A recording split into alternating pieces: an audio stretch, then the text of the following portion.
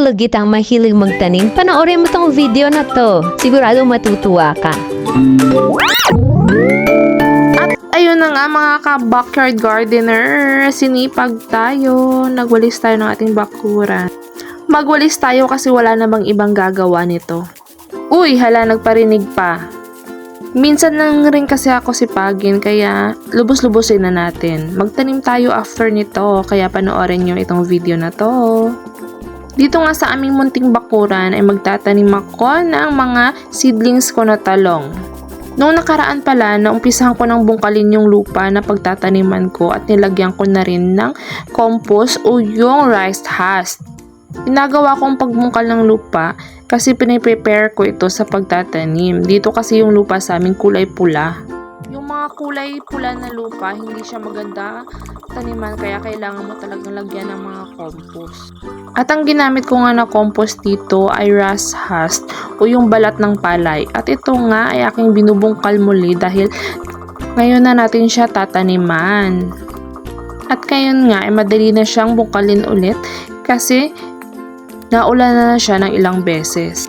Kung gusto mo talagang magtanim at magkaroon ng maraming bunga ang tanim mo, kailangan may tiyaga ka talaga sa pag-prepare ng lupang iyong pagtataniman. Tulad nitong lupa sa amin, kailangan mo talagang i-prepare bago ka magtanim kasi wala ka talagang makukuhang bunga ng pananim mo kapag ganitong klaseng lupa na mas mataba pa yung damo kaysa sa mga pananim mo. Kaya nga, lagyan natin ng compost.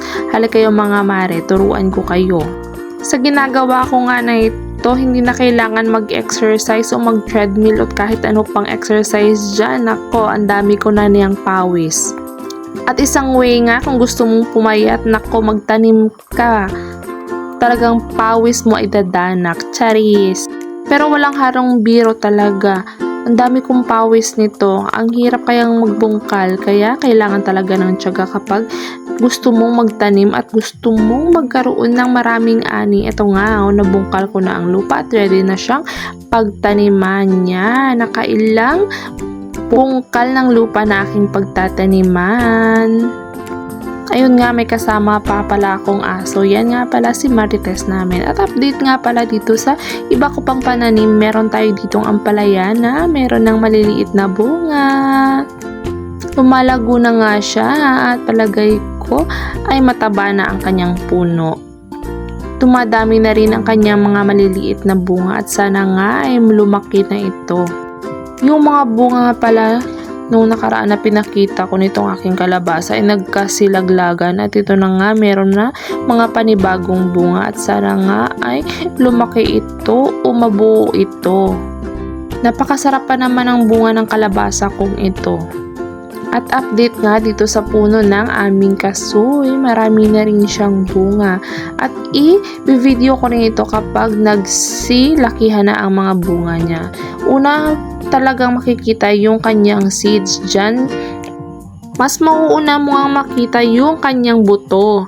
At yan nga ang aming munting bahay. At dito nga ay mag-uumpisa na tayo magtanim nitong ating talong. Yan, kinuha ko na yung isang lalagyan ng aking mga seedlings. Umpisahan na natin para makarami. Ang dami ko ang napatubo na seedlings nitong ating talong at itatanim natin yan. Kaya nga at nag-umpisa na ako nito kasi papagabi na. Mas maganda talagang magtanim kapag hapon kasi hindi mabibigla yung mga bagong lipat natin na mga seedlings sa sinag ng araw. Kasi minsan kapag nasinagan ng araw at hindi pa masyadong ready yung seedlings natin ay nagkakalanta ito. Yan, lalagyan ko yan ng mga pangharang na maliliit na patpat kasi yung mga manok dito sa amin ay hindi pa nga lumaki ay kanilang ng nakikibungkal din ng lupa yung mga manok dito sa amin. Ay, konti na lang, titinola ko na nga. At ayan nga, ay naniman ko na lahat yung mga bilog na binungkal ko. Sa pagtatanim nga ng seedlings nitong talong ay kailangan mo munang stable yung kanyang puno. Yung may ugat, kailangan mo munang lagyan ng konting lupa bago mo itanim na direkta. Kasi yung pagiging stable ba, pala hindi matumba. At huwag kalimutang lagyan ng patpat sa paligid para hindi Hindi mapakialaman ang mga makukulit na mga manok. Nakaisang dosena mahigit yata ako ng tanim ko na talong at yung ibang mga flat na binungkal ko ay tinaniman ko ng pipino. At ito na nga yung pipino na ginamit ko. Bumili ako niyan sa bayan ng ganitong brand ng pipino. East-West yata ito.